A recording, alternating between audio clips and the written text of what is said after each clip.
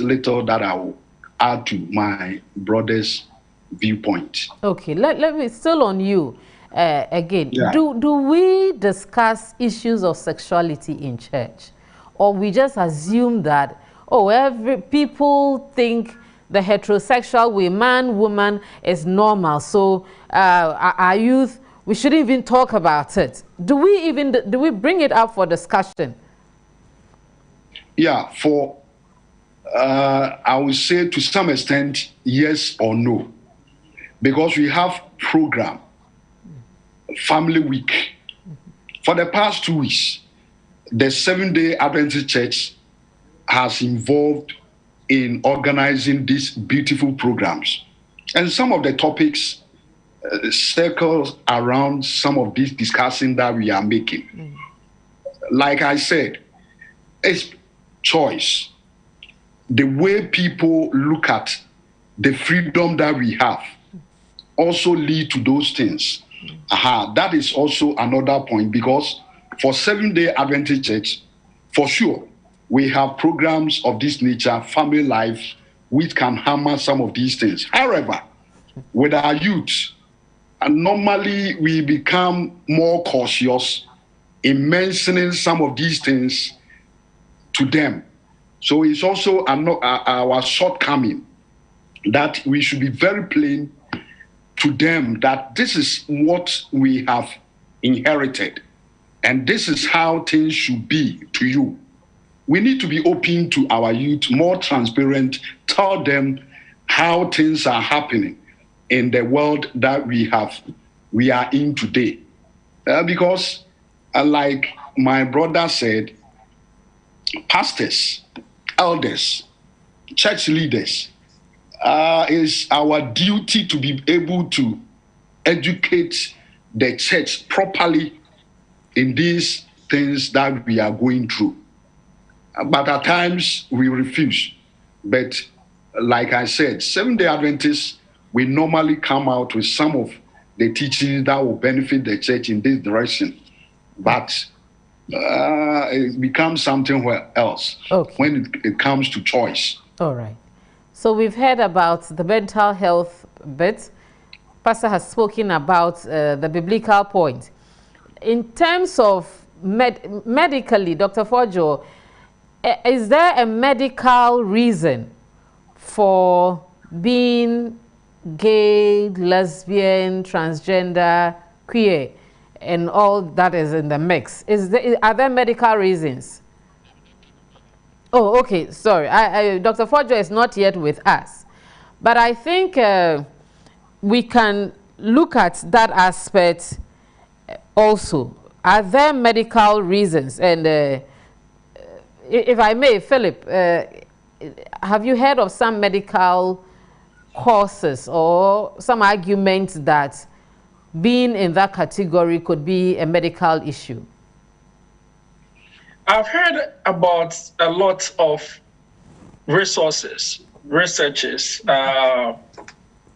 positions about medically or psychologically why someone may become that gender or choose to be of a different gender than what they're born with. Some do say that during their birth, they come with different hormones, which though they are in a man's body, they have too many female hormones, though it makes them act like a female. Some say they are genitalia, some say, you know. But then what I do know, and some of the research I have to admit, I really don't believe in some of the researches that are out there. Just a disclaimer, I got to put it out there. But what I do know and do believe is the adverse childhood events that children do go affect their sexuality growing up. That I have seen a lot of patients, I have dealt with a lot of people. So that one, yes, I do believe and admit that it can. Okay, please. The other thing is okay, sorry, go ahead. No, please go ahead. I thought you were done. Go ahead. I wanted to ask a follow-up question, but go ahead. Okay, because with the ones that talks about one hormone being more than the other, though they are in the wrong body and wrong use advisedly, then my argument would be that if I want to gain muscles, I take more protein, right? And then work out to gain more muscles. Now, if someone is deficient in something, we give them more of it to correct the situation. So if someone has a male, has more female hormones, then let's give them more male hormones to correct it. Just like how we give more female, more hormones to act like men. So for that, yes. So the argument, the jury is still out there as to the science behind the gender. So that is still out there. So we'll keep it there. But then with the ones that we do know, I do know and do ascribe to, is the one I'm talking about. Okay. Now I want to follow up on a point you made, that adverse childhood events could predispose a person to that kind of orientation. Can you expatiate on that? Sure. So, example, as human beings as we are, the nature of us versus the nature, how we are raised, forms who we are. Yeah. So what I mean is, as a child, if they go through several forms of abuse, especially who is molested by his father or a male, right, a respected adult, or even their colleague, or a young lady growing up who has a severe broken heart by a guy, then loses that affection for the sex for which offended him or her. And with the previous references, it could be a male abusing a female or a female abusing a male. So that can have that kind of effect on the child, where they do not want to have any affection with that gender that abused them, because anytime that they do, it gives them that flashback, right? It gives them that PTSD. So it gives them that flashback. It also builds a mistrust for that gender. And that is why when Pastor Kweni talk about family life and the things that we do, it is true, we do have those programs. But as to how much depth do we go into talking about some of these things that happens in our community? In recent times, especially here in the States, it's been mentioned that the church is turning a blind eye on some of these issues because of an issue that came up. And in our culture, there are times where certain things happen where we try to brush it under the carpet. And I'm not pushing blame on, anyone, but I'm just trying to state some of the things that I have seen, heard, and then worked with. So these events that happens to the child at that stage, demonstrate the same sex. Part of the problem, now moving away from the adverse childhood events, but some of the problem also is, apart from the self-esteem, it's really copycat. This is fashionable. This is now the new age. Therefore, people are doing it. Some also jump on the bandwagon. So all those are factors that plays into it. Great. That's a lot of education we've had. Now, Pastor Kweni, because you, from the biblical point of view, this is seen as sin. How do we deal with sin? How did God deal with sin with us? And how are we to deal? If we believe that this is a result of the fall, how are we to deal with this thing, the sin and the sinner? How are we to deal, be it in our families or in the church? Yeah, thank you very much. It's so important that God values the sanctity of human life. That is why even the three-in-one God decided that Jesus Christ himself should come and did a great sacrifice for humanity. So how long God has been finding ways and means of redeeming man, restoring us to our humanity, our dignity.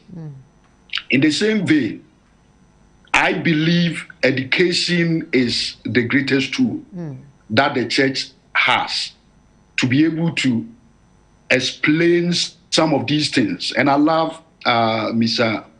Untumi, where he was coming from. You know, some of us see ourselves as, in Akan language, Obabema.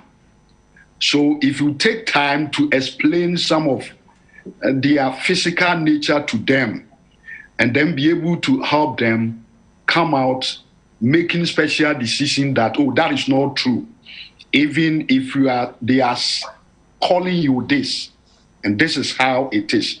So we need to be very intentional about educating people on this important topic. Much as the church has seen where the society is moving to, the church should be also very intentional, helping the members to be able to appreciate the biblical point of view. If education is not cardinal in our church, even pastors can get involved in some of these things.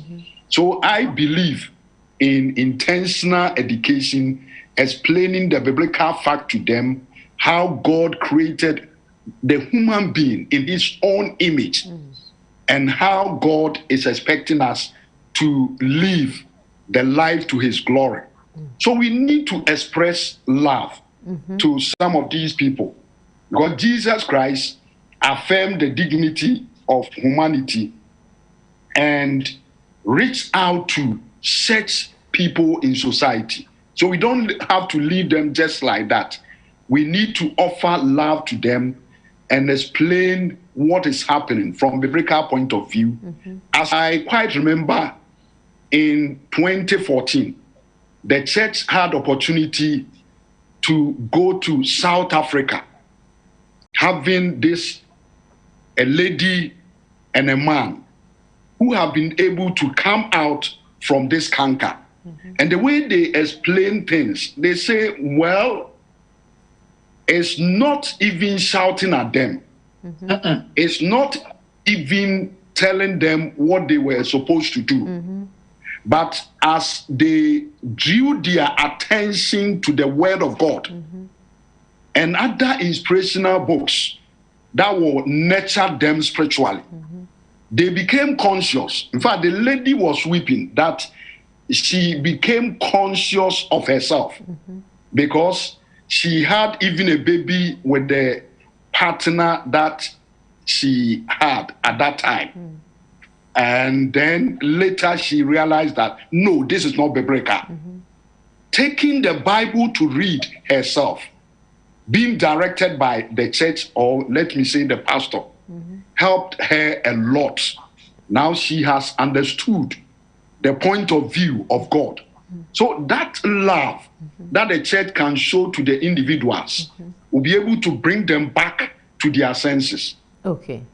Thank you very much. The issue of love, I want to dwell on that. The past week and this week, there's been a lot of condemnation from the churches. What are we condemning? Are we condemning the sin or the sinner? And how do we show love?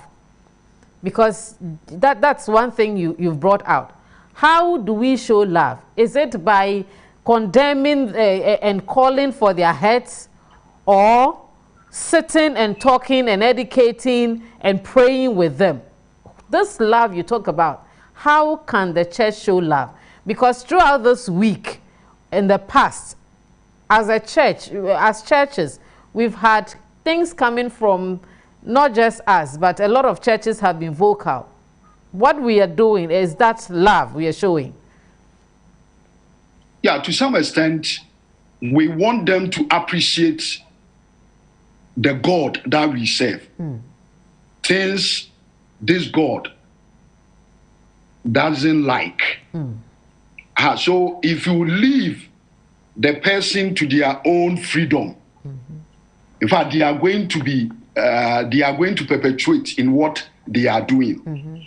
And that is why at times you need to take a very bold step to condemn the sin, but not the sinner. You condemn the sin, but not the sinner. That is the nature of Christ. Go through the Bible, John chapter 8,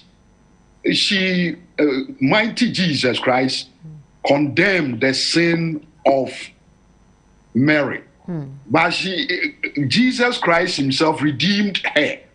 So the point is, many people who have been speaking against this canker, they are not speaking maybe beating the sinner, but rather they are speaking against this particular sin that it shouldn't be part of our society. So if they are able to appreciate what they are coming out with, I think they need to also come back to understand where the society stands for. Because Ghanaian community, we front and we oppose vehemently some of these things. So we, as a man, as a woman, you need to understand that, what kind of society am I living? Do I have to become the only deviant in the society? Begin to appreciate what they are telling you. Okay. And then it will help you. Because if you leave the matter just like that, people, because of enjoyment, money which is involved, they will continue and continue in the same line of sin. That will not help. Mr. Yentumi, from your point of view, how do we deal with this? Because our topic is dealing with it in our families. So sometimes we think it's so far away.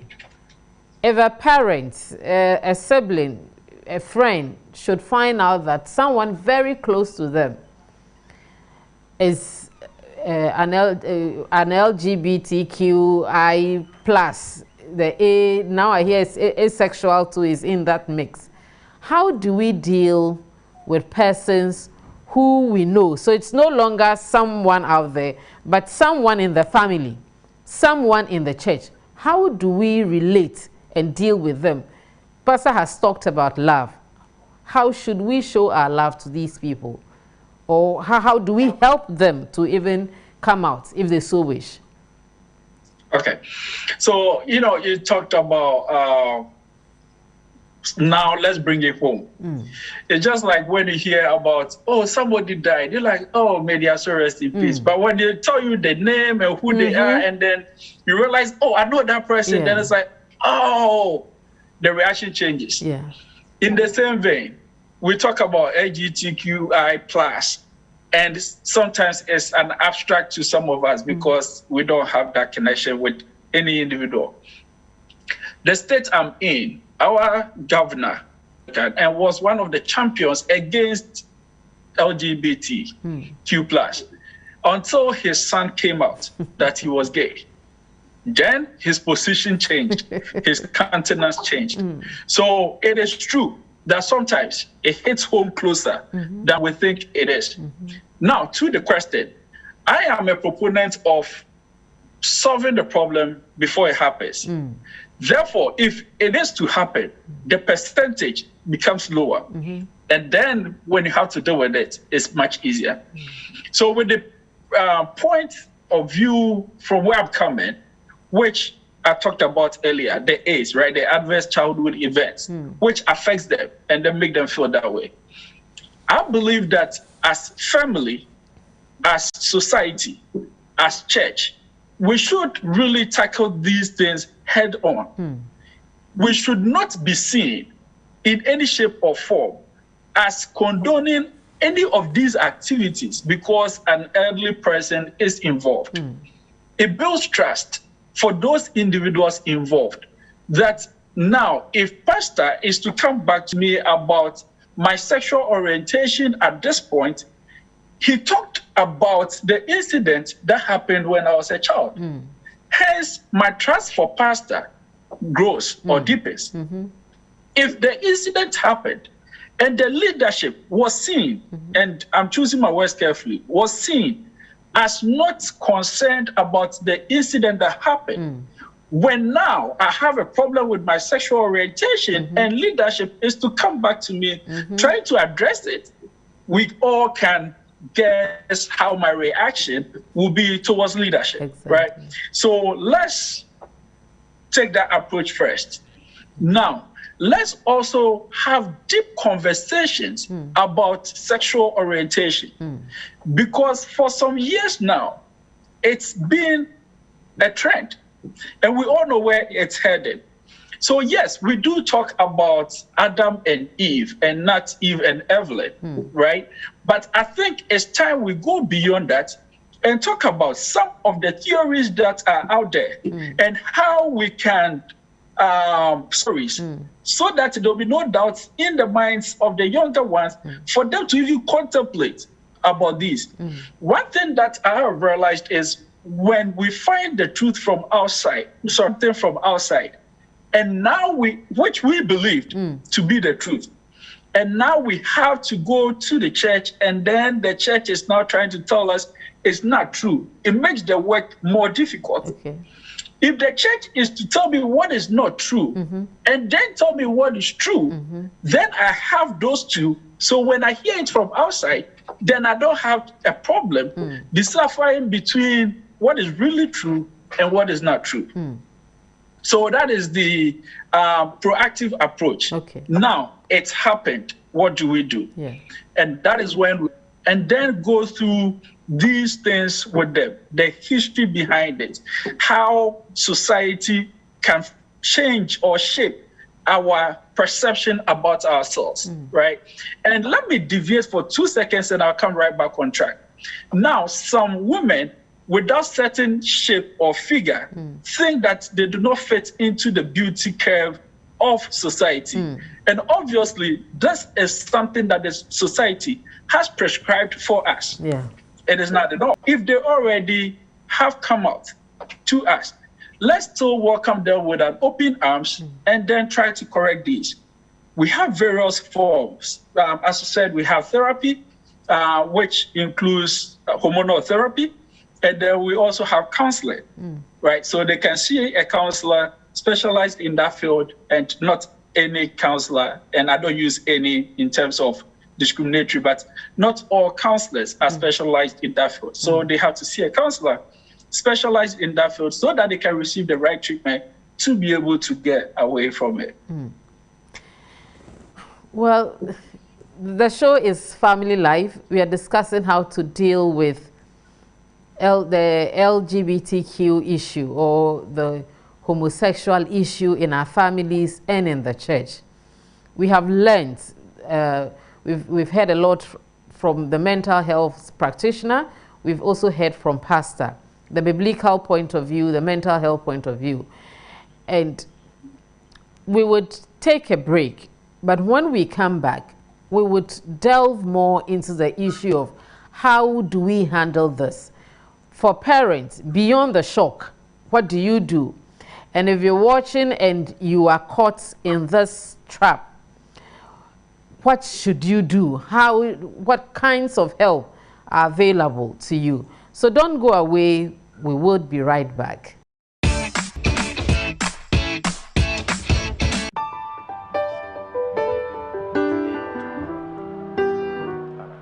Oh, hello, Chaplain. Hello, Peter. How do you do? How do you do? It's been a while. Yes, it has. I hope you're well. Oh, yes, we are. And what about you? Doing well, by God's grace. All right. Thank You God. know, Chaplain, this reminds me. The last time at church, you made this presentation about Jesus Christ and God, and there's this question that's been bothering my mind. Okay, let's hear it. Who is Jesus Christ? Okay, so as I said, Jesus is God, and then he is man. Oh, Chaplain, this is rather confusing. I mean, how can God become man? Oh, man. Okay, so Peter, we can have the long talk here, but why don't you join me on Hope Bible School? Hope Bible School? Yes, Hope Bible School.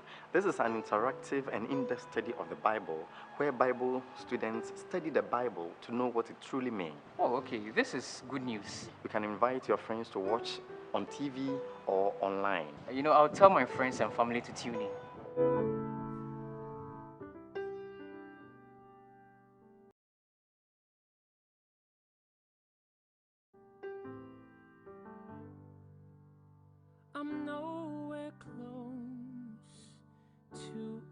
The Euro-Ghanaian Adventist Congregations EGACOM Etuyensa Afrewo. The EGACOM Project Give 5 Big Virtual Launch Saturday, 27th of February 2021, 3 to 6 p.m. UK, 4 to 7 p.m. Europe. Theme, But Mine First. Edikai Evangelism. The Atosimian Relief. EGACOM members no aye welfare. Any afei. A normal air conso ewo Ghana. Kwan yebefa so ediaboa. Project Ghana, Valley View University, the premier private university project. Your chance to see your first ultra-modern medical school. Your research say you be seen with Kumasi. Be an afternoon of big lunch, prayer, testimonies, remarks, messages, music. Me say, and nam zoom so na eba, enipa over 1,000 and eba so. That no Saturday, the 27th of February, 2021. What a chance! Check it.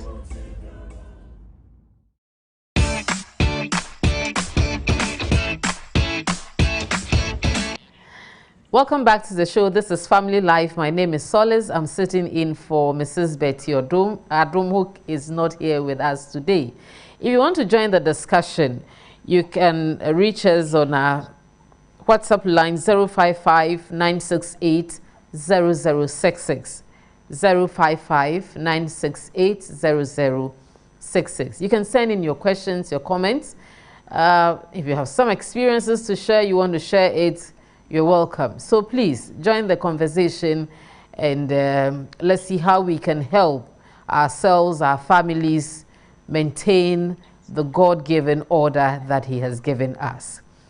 Now, Pastor, back to the issue. As Christians, we believe that we fell. But the death of Christ was a point of redemption for all of us. So we are no longer slaves to the sinful nature.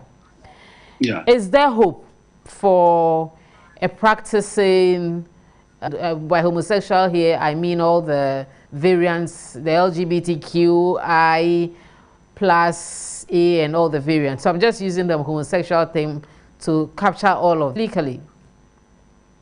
Yeah, there is great hope. In fact, once we have Jesus Christ, we have a lot of hope in such sinful ways. Christ offered a caring ministry and very sympathetic for those who were struggling in their sinful ways. It wasn't easy for somebody who is demonic to come out from that challenge. But with Christ, he was able to come out of that demonic and became a follower of Jesus Christ, even preaching the message of hope to other people. Just like I mentioned the lady that I met in South Africa, there is hope. Challenging us these days is money. The idea of money. We want to win them. We still want to restore them back to their dignity. And that is why it's so important that we talk about these things in our family ministries and whatever the Lord has given us as parents. It's very, very important. If we discuss, we talk about it, even in school, to our students that we are bringing and nurturing them, mentoring them. Supposing that I need to take this one. I took the money, all right, thinking that because of the palatable soup and food that I have been preparing for her. So the next time she came to me that this is a fat money for you. But this time I want to sleep with you. Say, but you are a woman. Say, well, I want to sleep with you. I love you. Look at the way you look like. I want somebody like you. Say, I'm a woman and you are a woman. How do we do that? In fact, she told me he threw the envelope away and ran away from the woman's house. So what is troubling us is the investment that rich people are doing in this canker. They are investing a lot of money. And look at now the visa attraction. Everybody want to be in the States. Everybody want to be in the UK and the Western world. And some of these things are used as a point of attraction to them. Money and then fabulous life in the US and elsewhere. So we need to teach our students, our children, and the church members to understand where Satan is coming from and show caring ministry to them who knows with prayer, the power of the Holy Spirit, God will be able to redeem them from said canker. Okay. Let me ask again. Welcome, Dr. Fojo, welcome to the show. Oh, Dr. Fojo is having problems with his network. I'm sure we've missed him again. But, Pastor, one question. There are some, I know for North America, they have therapy sites, and Philip spoke about it, about therapy, having counselors who are trained in that area to deal or help people in this area. As a church, apart from just talking in church, apart from making statements, do we have plans of helping to rehabilitate these people using experts, not just quoting scriptures as them, but helping them? Do we have anything or any? If we have a Seventh-day Adventist young person who has this problem, what should that person do, or where should they go for help? Yeah, I love that idea of counseling. In fact, here, all of us appreciate that we are not doing much in terms of counseling session. Even office for the counselor, if you come out from the church and then you want to open up a counseling ministry for said people, it's not easy for you. People will never come to you before you go there, which means it's a serious business that you are going to do, going to see a professional one. Here, we haven't developed up to that level. Yet, we have some counselors, very few one amongst us who will be able to help. And that is why we also, as we plan education for said people, we also have to encourage people to enter into counseling ministry that will be able to help such people who are having such challenge. So it's very important. Here, we are very limited. In fact, I can say that one or two people, when you look at where the church is going, have come out that they are professional counselors. They will be able to walk people through certain challenges that they are having. But with this problem, in fact, even people coming out to tell you that one person told me, I started prayer with him, but later he shelved. As of today, even I don't know his whereabouts. I believe he has traveled. But the point is, we don't have them with us as a church here in Ghana. That is, we don't have the counselors. Okay. Say a professional counselor, this is my office. When you come, you pay little amount of money. Even the church offering free counseling. Offices for said people has also become a challenge. Okay. So it means that there certainly is a gap in there. Yeah, there's a gap. Let me, the issue of seeking for professional help, is it effective? Do people get results? Yes, they do. Okay. And I will expatiate on that. But before then, let me just chime in on Pastor's point. Okay. Pastor, I think part of the problem is the funding for the department, if there is any, of that section, you know, to provide counseling, home and family life departments in the union, conferences, churches, right? The funding to them may be very little. There are Adventist counselors out there.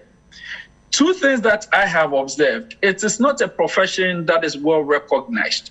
I mean, the respect for the profession or the respect for what they do actually is not really appreciated that much. Hence, we see counselors as advisors, which is very wrong. These are people who are trained in their field to do counseling session. So when we are able to put that respect for what they do on it and then refer people to it, I believe people will go. So this is my humble opinion, and this is just a suggestion for what it's worth. I think the church should reach out and ask for if there are counselors among us, because some of them you may not even know what they do, and partly they hide the identity of what they do because and all of that. So the church should reach out and ask if there are some among us. If they are, confidentially, we take their records. If they want us to put it out, then at that point, we let the public know, in terms of the church, know that these are the selected ones who are specialized in X field. And there are different fields. It could be substance abuse, whatever, right? These are all problems that we deal with in the church. So we put out the information of various counselors and their specialty. Then people can reach out to them. And because of the confidential oath that we swear and all of that, you know that me going to this counselor is confidential and between me and him. If not, if he, violated his license, it can be taken away. So he holds that, So back to the question. Yes, it does work. Counseling works. And I've always said in most of my videos that I do is it's okay to have Christ and to have a therapist, because there is a role for medication, for counseling, and also for Christ intervention. So all of these has to be explored. Now, the other thing is there are treatments, including medical, surgical. If the argument is that I feel that I am a female in a male body, then I can go for a surgical procedure to change my features to look like a female. Then there is one that also can make you who you are or make you sustain. Right? So the medical and surgical part is for those who are born with the deformities, those who have certain features or extra hormones of the opposite sex for which it needs corrected. Right? So that is the medical and surgical part. But once again, to the counseling, most of these are the way we perceive, the way we see things in our minds and all of that. And that is why the counseling is as powerful as the medical and surgical. So what you're suggesting is that beyond it being a sin problem, we can seek help to get out of it. Yeah. Correct. So it should not And just that be is how I reduced to, look at oh, it. this is a sin thing, so let's pray you out of it. No. Okay. Because just like psychological problems, right? As a psychiatrist, I will say that for psych problems, most of the time we equate it to spirituality. Therefore, we limit it to prayers. And I'm not saying praying about it is not good. Far from that. What I'm saying is that just as if I have diabetes, I will pray about it and still go to the hospital. So if I have any challenge, any condition, including this, it is okay to pray about it, but also seek a professional help. Great. So even to parents out there, the point then is that even as you spend time praying, also seek for professional help. But I am, because this is a Christian station, because we want to talk about health, I'm hoping that as a church, and the suggestion Dr. Yentumi came up with, we can provide counselors, persons who are trained, and then put out the information, because the reality is that it's right here in church with us. It's in our families. People are seeking help, but they don't trust, they don't know where to go. So I think that as a next step, beyond educating, beyond giving people the biblical arguments against it, the church families must also offer practical help in terms of counseling. If you want to send in your contribution, the text line is 055-968-0066. We seem to be having a problem with that, so we are unable to read comments that have come in. So, but we're still working on it, just that we're running out of time. But Pastor, as we gradually bring this show to a close, you have under you ministers, elders, what do you have to say to them as a way out, their response? You know, a very important point was made. It seems we are reactive. So everybody is talking about it, so let's also talk about it. But what should we do proactively to ensure that people don't get into it and those who are in it get help? A word to the Adventist ministers and elders and families out there from you. Yeah, thank you very much. It's a serious challenge that the church is going through. Like we initially mentioned, it has become part and parcel of us because of the takeaway that the baggage we have gone through because of sin. However, Christ hasn't left us alone. So we want to encourage our ministers that it has become part of us. Therefore, we need to show love to people who are having such challenges and struggling to come out of it. Pray for them, show caring. If you are able to have this caring ministry, showing love, and then I love Mr. Philip, the mention of seeking professional counselors' advice. I believe you'll be able to redeem and restore many people from such canker.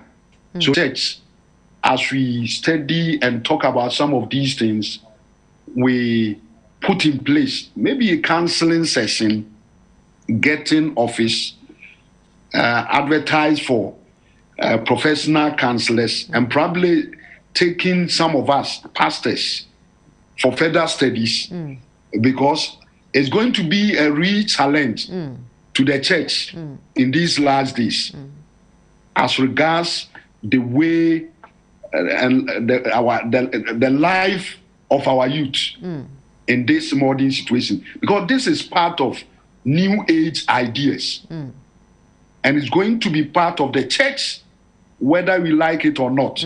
Therefore, we need to prepare ourselves to handle such challenge. Okay. So with what we are going through now, after prayers, after Bible studies, the beautiful suggestion that came out, let us establish a counseling unit, nice office, directing people to them that, hey, this is a professional counselor. He'll be able to help you out of the challenges that you are going through. Good. I think we need to consciously add one to the ministry that we are doing. Great, great. I'm sure that's some kind of assurance for families or individuals grappling with it. There are a few questions that have come here. Well, one is a comment. It says, the church has been known to sanction sexual immorality between a man and a woman. Will the church replicate same to those involved in LGBTQ, TIQ+? Well, if you say sanction, I am not sure what I'm trying to put out here is that biblically it is wrong. So even if your church has swept under the carpet certain immoral things, what the church has done is wrong. Let me just quickly put it. Now there's a question here. And let me, Pastor. Let me quickly mention that, certain people, it's secret things that they practice. Like we are sharing ideas so that we will help them to come out. Normally, it's shelved somewhere. They do it somewhere.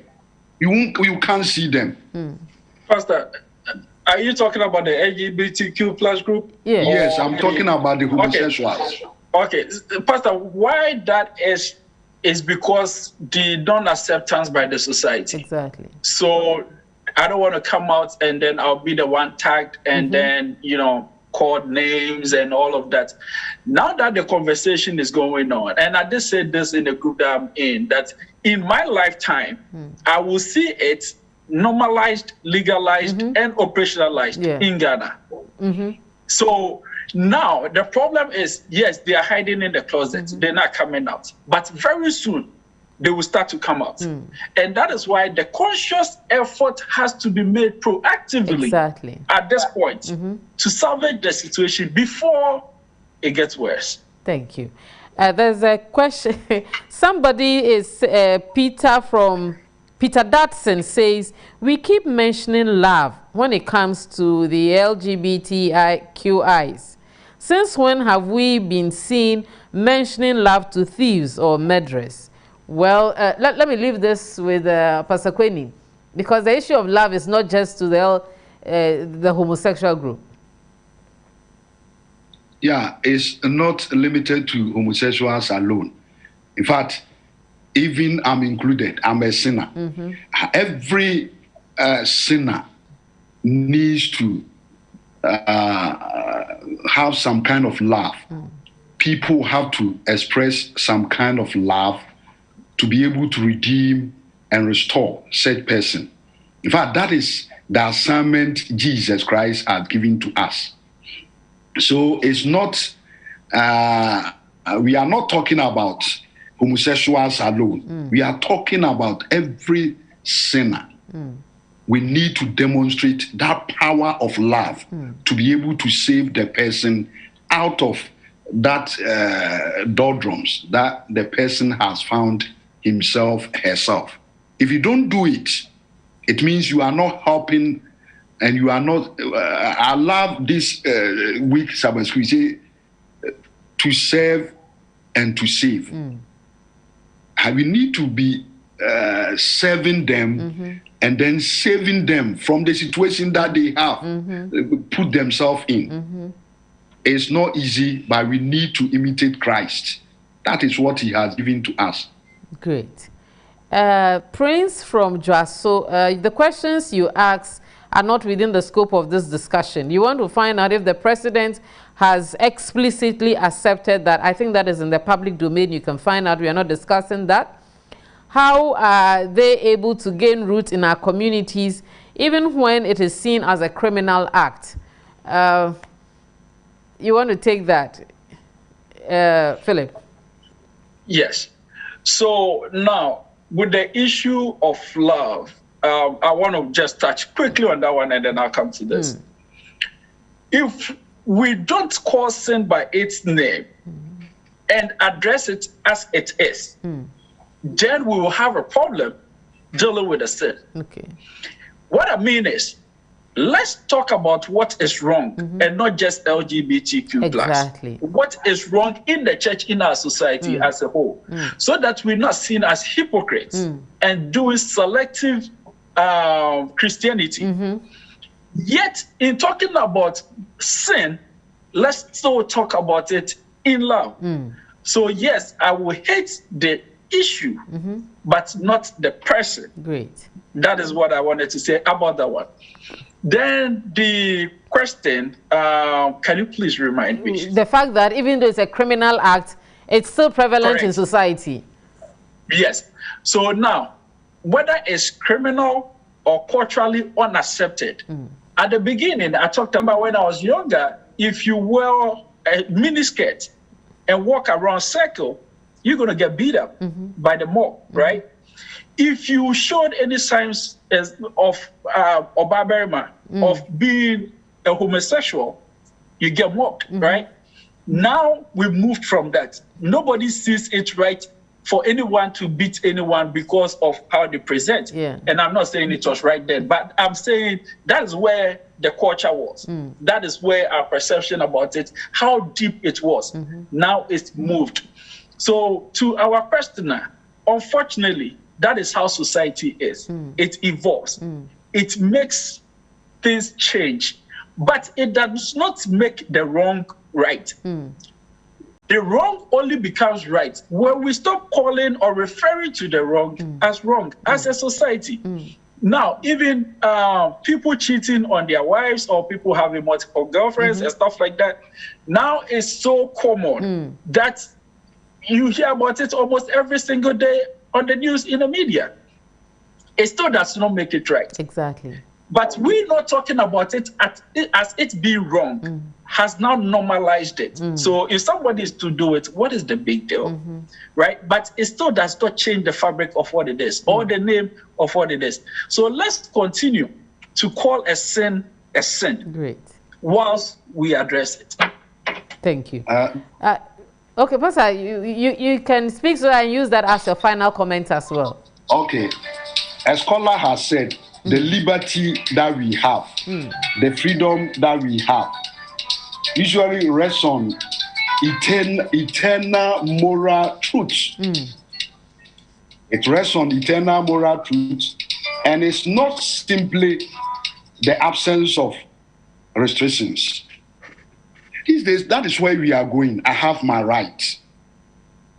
But your right must have constraints. If you accept that you are a human being created in the image of God, that is where another viewpoint that we need to look at. Our right has become so much without restriction. So we need to appreciate that, yes, we have our right, my freedom to express whatever.